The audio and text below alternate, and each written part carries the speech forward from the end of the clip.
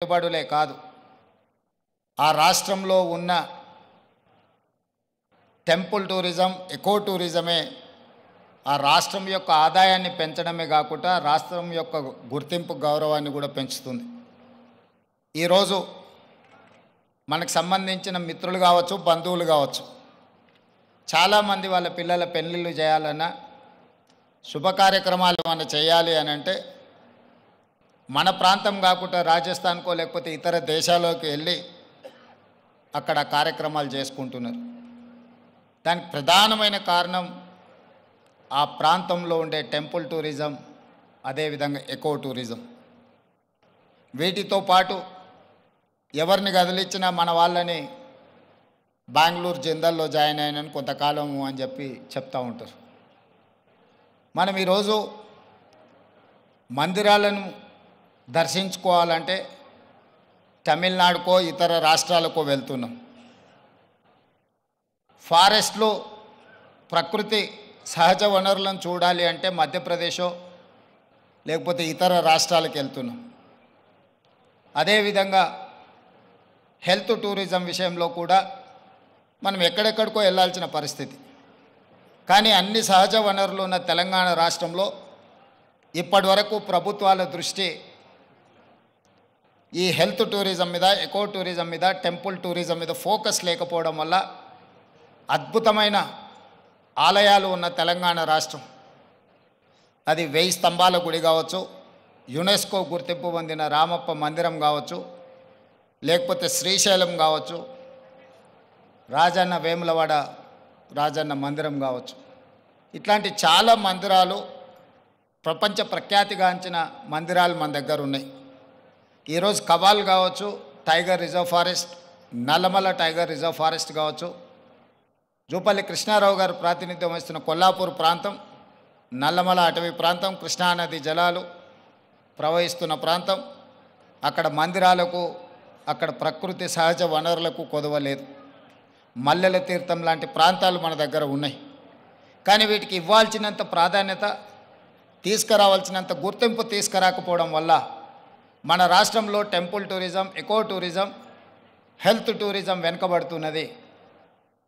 ఈరోజు eco టూరిజంలో tourism పాలసీని ఈ మధ్యలోనే శాసనసభలో మనం చర్చించినాం. దానికి మంత్రి జూపల్లి కృష్ణారావు గారే ఆ పాలసీ తయారులో కీలక పాత్ర పోషించారు. రాబోయే కొద్ది రోజుల్లో టూరిజం పాలసీని తీసుకొచ్చి టూరిజం పాలసీలో ఎకో టూరిజంను ప్రోత్సహించాలని ఈరోజు మన ప్రభుత్వం ముందుకు వెళ్తున్నది. కానీ ప్రభుత్వానికంటే ముందే ఎకో టూరిజం ఈరోజు రామదేవరావు గారి ఏర్పాటు చేసిన 150 ఎకరాలలో ఒక అద్భుతాన్ని సృష్టించిండు. ఈ అద్భుతం వారికి ఒక్కరికి ఆదాయం తెచ్చిపెట్టేది కాదు, రాష్ట్రానికి కూడా ఆదాయం తెచ్చిపెడుతుంది, రాష్ట్రానికి కూడా గుర్తింపు గౌరవం తెచ్చిపెడుతుంది. ఈరోజు మనం మొక్కలు కొనాలంటే గోదావరి జిల్లాలకు వెళ్ళాల్సిన పరిస్థితి. ఎవరైనా జూబ్లీ హిల్స్, బంజారా హిల్స్ లేదా ప్రముఖులు ఎవరైనా ఇల్లు కట్టుకుంటున్నారు అని అంటే గోదావరి జిల్లాల నుంచి మొక్కలు తెప్పించుకునే పరిస్థితి నుంచి ఈరోజు వికారాబాద్ చెవెళ్ళ ప్రాంతం నుంచే ఎవరు ఇల్లు కట్టుకోవాలన్నా, ఇంతకుముందు పెద్దలు చిరంజీవి గారు చెప్పారు, 20 సంవత్సరాల క్రితమే వాళ్ళు ఇల్లు కట్టుకున్నప్పుడు జూబ్లీ హిల్స్లో ఒక ప్రత్యేకమైన మొక్కల్ని పెట్టాలి అంటే రామ్దేవ్ గారి దగ్గర నేను తీసుకున్నాను. ఇది ఇంకా అభివృద్ధి పదం వైపు నడవాలి. ఈరోజు ఇక్కడ జరిగిన అభివృద్ధి ఇక్కడ మన కళ్ళకు కనిపిస్తున్నది 30%. నేను అనుకోవడం ఇంకొక సంవత్సరంన్నర తర్వాత ఇది ఒక అద్భుతమైన పర్యాటక క్షేత్రంగా మారుతుంది అనడంలో ఎలాంటి సందేహం లేదు. ఖచ్చితంగా ఇది ఆ దిశగా రాణిస్తుంది. ఇక్కడ మేము కొంతనే చూసినాం, మిగతా ఏర్పాట్లు కూడా అద్భుతంగా చేస్తున్నారు. దీంతో పాటు ఇంతకుముందే మా యాదయ్య గారు చెప్తున్నారు, వికారాబాద్కి హవా లాఖో రూపాయిక దవా అని. వికారాబాదులో ఉన్న అడవిని ఆనాడు నిజాం సర్కార్ మెడిసినల్ ప్లాంట్స్ పెట్టి మీకు మొత్తం తెలంగాణ రాష్ట్రంలో ఉండే టెంపరేచర్ కంటే చిరంజీవి గారు వికారాబాద్లో వికారాబాద్ అటవీ ప్రాంతంలో 2-3% టెంపరేచర్ తక్కువ ఉంటుంది. లెప్రసీ వచ్చిన వాళ్ళని వీళ్ళని తీసుకొచ్చి ఇక్కడ వికారాబాద్ ప్లాంటేషన్ అక్కడ వదిలేస్తే 2 monthsలో ఆటోమేటిక్ ఏ ట్రీట్మెంట్ అవసరం లేదు. ఇక్కడ ఉండే ప్రకృతి సహజ వనరుల వల్ల వాళ్ళకి ఆ రోగం నివారించబడుతుంది. గతంలో మెడికల్ ట్రీట్మెంట్ లేనప్పుడు ఎవరికైనా లెప్రసీ వస్తే వాళ్ళ కుటుంబ సభ్యులను ఇక్కడ తీసుకొచ్చి వికారాబాద్లో వదిలేస్తే 2-3 నెలల తర్వాత వాళ్ళని మళ్ళీ తీసుకెళ్తే వాళ్ళు టీబీకి సంబంధించి ఏ సమస్య వచ్చినా ఇక్కడ ఆ కుటుంబ సభ్యులను వదిలేసిపోతే 2-3 నెలలలోనే ఆటోమేటిక్ ఇక్కడున్న ప్రకృతి సహజ వనరులతో వాళ్ళకి తగ్గిపోయేది. అంటే ఈ ప్రాంతానికి ఒక ప్రత్యేకత ఉన్నది. అందుకే ఈరోజు జిందాల్ లాంటి వాటికి ఎక్కడికో వెళ్ళడం కాదు, ఇక్కడనే పెద్ద పరిశ్రమలకు సంబంధించిన వ్యక్తులు తొందరలోనే ఇక్కడ పెద్ద ఎత్తున ఏర్పాటు చేయబోతున్నారు వికారాబాద్ ప్రాంతంలో. మొన్ననే దావోస్లో అగ్రిమెంట్ చేయడం జరిగింది. తొందరలో వికారాబాదు ప్రాంతాన్ని ఎకో టూరిజంలో పూర్తి స్థాయిలో అభివృద్ధి చెయ్యాలని ప్రభుత్వం ఏదైతే అనుకుంటుందో ఒక అడుగు ముందు ప్రభుత్వానికంటే రామ్దేవ్ గారు వేసి ఇంత మంచి వ్యవస్థని ఇక్కడ ఏర్పాటు చేసిండు. తొందరలో ఈ ప్రాంతం యొక్క అభివృద్ధికి ఇది ఒక ప్రాతిపదిక అవుతుంది. అందుకే ఈరోజు ఈ నిర్వాహకులను రామ్దేవ్ గారిని మనస్ఫూర్తిగా తెలంగాణ రాష్ట్ర ప్రభుత్వం అభినందిస్తుంది. ఇంకా రావాలి ఇట్లాంటి పర్యాటక క్షేత్రాలు. ఇదొక వ్యాపార కేంద్రంగా కాకుండా పర్యాటక క్షేత్రంగా కూడా రాణిస్తుంది అనడంలో ఎలాంటి సందేహం లేదు. ఈరోజు నాతో పాటు చిరంజీవి గారు, సీఎం రమేష్ గారు, మా మంత్రులు, శాసనమండలి సభ్యులు, శాసనసభ్యులు అందరు రావడం, ఇట్లా కార్యక్రమం రోజువారీగా ఎన్నో రాజకీయ కార్యక్రమాలలో పాల్గొంటుంటాం. కానీ ఈ కార్యక్రమంలో పాల్గొనడానికి ఒక ప్రత్యేకత ఉన్నది. ఈ ప్రత్యేకత రాష్ట్రం యొక్క ఆలోచనకు అనుగుణంగా ఉన్నది. ఈరోజు రాష్ట్ర ప్రభుత్వం ఏదైతే ఎకో టూరిజం పాలసీలో ఇలాంటి పార్కులు మేము డెవలప్ చేయాలనుకుంటున్నామో రాబోయే రోజుల్లో ఖాళీ వరి పండించడమే కాదు, ఇతర కమర్షియల్ క్రాప్స్ వైపు ఈరోజు వనాలు, ప్రకృతి వనాలను పెంచడానికి కూడా రైతులను ప్రోత్సహించడానికి ప్రభుత్వం వైపు నుంచి ప్రణాళికలు ఉన్నాయి. వాళ్ళందరికీ కూడా ఇలాంటి వ్యాపార కేంద్రాలు ఉంటే రైతులు పెంచే మొక్కల్ని కొనుగోలు చేయడానికి అవకాశం ఉంటుంది. 1,000 మొక్కల్ని తెలంగాణ రాష్ట్ర ప్రభుత్వం పెట్టాలంటే ఎక్కడనో ఒకడ గ్రామాల దగ్గర ఆ మొక్కలను పెంపడానికి క్షేత్రాలు ఇస్తున్నాం. కానీ 6 నెలలు సంవత్సరం పెంచితే అవి మేము నాటినప్పుడు 20-30% కంటే ఎక్కువ బ్రతకడం లేదు. అందుకే రాబోయే రోజుల్లో మా మంత్రి గారికి సూచన చేస్తున్నా, అదేవిధంగా ఫారెస్ట్ మినిస్టర్ గారికి కూడా నేను ఆదేశాలు ఇస్తా. 2-3 సంవత్సరాలు పెంచిన మొక్కల్ని తీసుకెళ్ళి నాటితే మొక్కలు బతకడానికి ఎక్కువ అవకాశం ఉంటుంది. కానీ మరి రైతు 2-3 సంవత్సరాల ఆదాయం లేకుండా ఉండాలి అని అంటే రైతు బ్రతకం కూడా కష్టమవుతుంది. అందుకే దానికి తగ్గట్టుగా ధర చెల్లించి రాష్ట్ర ప్రభుత్వమే కొనుగోలు చేసి రాష్ట్ర ప్రభుత్వం నాటే హరితహారం మొక్కల్ని 3 సంవత్సరాలు 4 సంవత్సరాలు పెంచిన పెద్ద మొక్కల్ని నాటితే అది ఒక్క సీజన్లో మనం కాపాడుకోగలిగితే చాలు, అది తప్పకుండా చెట్టుగా వృక్షంగా మారే అవకాశం ఉంటుంది. అందుకే రాబోయే రోజుల్లో ప్రభుత్వం యొక్క విధి విధానాలను చర్చించుకొని వాటిని సవరించుకొని తెలంగాణ రాష్ట్రాన్ని ఒక ప్రకృతి వనంగా మార్చాలని. అక్కడ రామయ్య గారు ఉన్నారు, ఒక సామాన్యమైన రైతు. మీరందరూ వారెవరో అనుకోవచ్చు. రామయ్య గారు ఆయన ఒక వ్యవసాయ కుటుంబం నుంచి వచ్చి మొక్కలు నాటే కార్యక్రమంలో భారత ప్రభుత్వం వారికి పద్మశ్రీ అవార్డు ఇచ్చింది. చిరంజీవి గారు రాణిస్తే చిరంజీవి గారికి పద్మభూషణ్ ఏ విధంగా ఒక రంగంలో రాణిస్తే ఇచ్చిండ్రో ఒక రైతుకు కూడా మొక్కలు నాటడంలో రాణించినందుకు రామయ్య గారికి ఆ గుర్తింపు వచ్చింది. ఖమ్మం జిల్లాలో ఒక మారుమూల ప్రాంతంలో ఉండే ఒక వ్యవసాయ రైతు మొక్కలు నాటడం వల్ల పద్మశ్రీని సాధించిండు. అంటే ఒక కమిట్మెంట్, డెడికేషన్ ఉంటే ఈ ప్రభుత్వాలు గుర్తిస్తాయి, ప్రోత్సహిస్తాయి. రామయ్య గారు లాంటి వాళ్ళని మనం ఆదర్శంగా తీసుకోవాలి. అందుకే ఈ మధ్యకాలంలో కేంద్ర ప్రభుత్వాన్ని కలిసినప్పుడు మాకే నాంపే ఎక్ పేట్ అంటే తల్లి పేరు మీద విద్యార్థులందరూ ఒక మొక్కను నాటి దాన్ని సంరక్షించాలనే ఒక విధానాన్ని ముందుకు తీసుకొస్తున్నాము.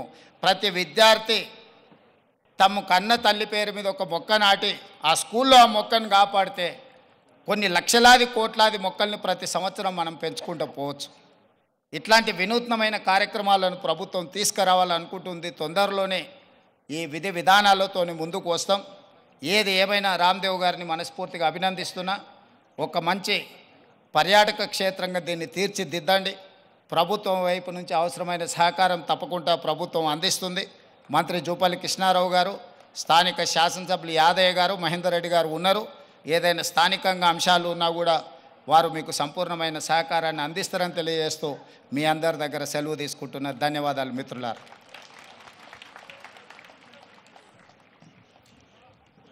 ముఖ్యమంత్రి గారికి హృదయపూర్వకమైనటువంటి కృతజ్ఞతలు తెలియజేస్తూ ఉన్నాము. అలాగే వారు ఇందాక ప్రస్తావించిన విధంగానే ఇక్కడికి విచ్చేసినటువంటి గ్రీన్ యాక్టివిస్ట్ వనజీవి రామయ్య గారికి అలాగే దుస్సర్ల సత్యనారాయణ గారికి ఇప్పుడు సత్కారం ఫెలిసిటేషన్ చేయవలసిందిగా గౌరవనీయ ముఖ్యమంత్రి గారు శ్రీ రేవంత్ రెడ్డి గారిని, అలాగే జూపల్లి కృష్ణారావు గారిని, అలాగే మా చిరంజీవి గారిని అండ్ రామ్దేవ్ గారిని రిక్వెస్ట్ చేస్తూ ఉన్నాము. వారికి చెక్ అందించవలసిందిగా రామ్దేవ్ గారిని రిక్వెస్ట్ చేస్తున్నాం.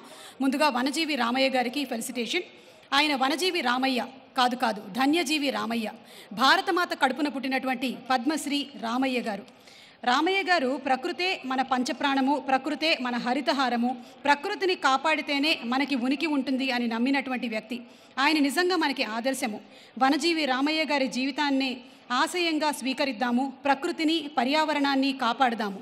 ఈరోజు ఈ ఎక్స్పీరియం సెంటర్ లాంచ్ సందర్భంగా పద్మశ్రీ వనజీవి రామయ్య గారిని సత్కరించుకోవడం మా పూర్వజన్మ సుకృతంగా భావిస్తూ ఉన్నాము. Thank you sir.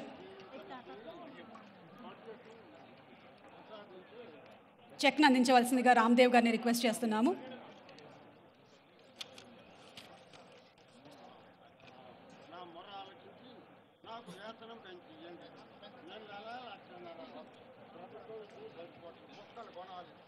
అలాగే తదుపరి సత్కారం దుస్సర్ల సత్యనారాయణ గారు. వారసత్వంగా తనకు వచ్చినటువంటి 70 ఎకరాల భూమిని 6 దశాబ్దాలుగా శ్రమించి మానవ నిర్మిత అడవిని సృష్టించారు. మూగ జీవులకి ఆవాసంగా, జీవరాశులకి ఆహారంగా, నీళ్లు అందించేలాగా అడవిగా మార్చారు. వీరు నిజంగానే మనకి ఆదర్శం.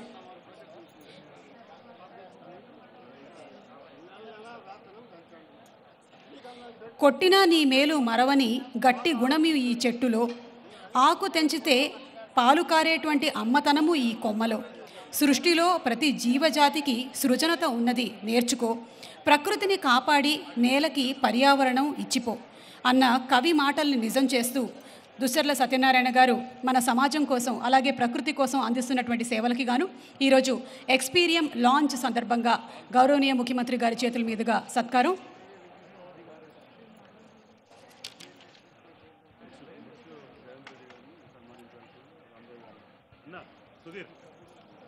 ఈ ఫెలిసిటేషన్స్ అనంతరం ఈరోజు తమ అమూల్యమైనటువంటి సమయాన్ని వెచ్చించి ఇక్కడికి విచ్చేసినటువంటి గౌరవనీయ ముఖ్యమంత్రి గారు శ్రీ యనుమల రేవంత్ రెడ్డి గారికి చిరు సత్కారం రామ్దేవరావు గారిని సత్కరించవలసిందిగా రిక్వెస్ట్ చేస్తున్నాము. Honourable chief minister of Telangana Shri Revanth Reddy గారికి చిరు సత్కారం. రామ్దేవ్ గారిని ఫెలిసిటేట్ చేయవలసిందిగా రిక్వెస్ట్ చేస్తున్నాము. రేవంత్ రెడ్డి గారిని సత్కరించవలసిందిగా రిక్వెస్ట్ చేస్తున్నాము.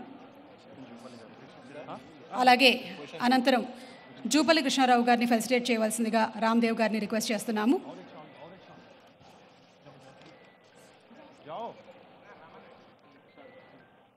Tourism and culture minister Shri Jupalli Krishnarao గారిని ఫెలిసిటేట్ చేయవలసిందిగా రామ్దేవ్ గారిని రిక్వెస్ట్ చేస్తున్నాము.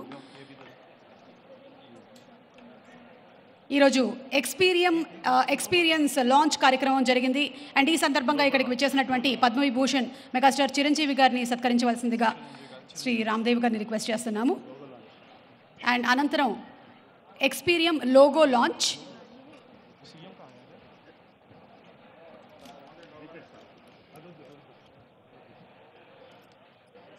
ఆఫీషియల్ టికెట్ అన్వీలింగ్ కూడా జరుగుతుంది. అండ్ ఆ తర్వాత కాఫీ టేబుల్ బుక్ లాంచ్ కూడా జరుగుతుంది.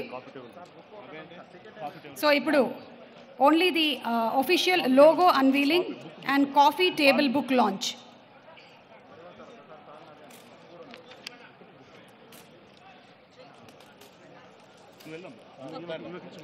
ఈరోజు ఈ కార్యక్రమానికి విచ్చేసినటువంటి ప్రతి ఒక్కరికి మరొకసారి ధన్యవాదాలు తెలియజెప్తూ ఉన్నాము. ముఖ్యంగా ఎంతో పని ఒత్తిడి ఉన్నప్పటికీ రాష్ట్రం కోసం అహర్నిశలు పనిచేస్తున్నటువంటి మా గౌరవనీయ ముఖ్యమంత్రి గారు శ్రీ రేవంత్ రెడ్డి గారు సమయాన్ని వెచ్చించి ఇక్కడికి విచ్చేయడం మాకెంతో ఆనందాన్ని కలిగిస్తుంది. రామ్దేవ్ గారు వారి టీం అందరి తరపున మరొకసారి హృదయపూర్వకమైనటువంటి అభినందనలు తెలియజెప్తూ ఉన్నాము.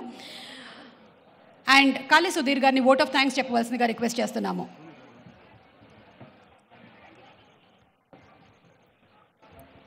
గౌరవనీయుల పెద్దలు, థ్యాంక్ యూ. అందరికీ పాదాభివందనం. మీరందరూ వచ్చారు, వీఆర్ వెరీ గ్రేట్ఫుల్. సార్ ఒక్క విషయం చెప్తాను. రామ్దేవ్ గారు always he use to tell us, నేను చనిపోతే నన్ను ఒక చెట్టులో పాతి పెట్టండి, because I'm an incarnation of a tree.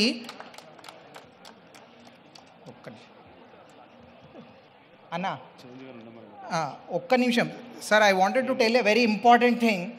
ఆయన చనిపోతే I think anyway, thank you so much, thank you, it's been wonderful, thank you so much.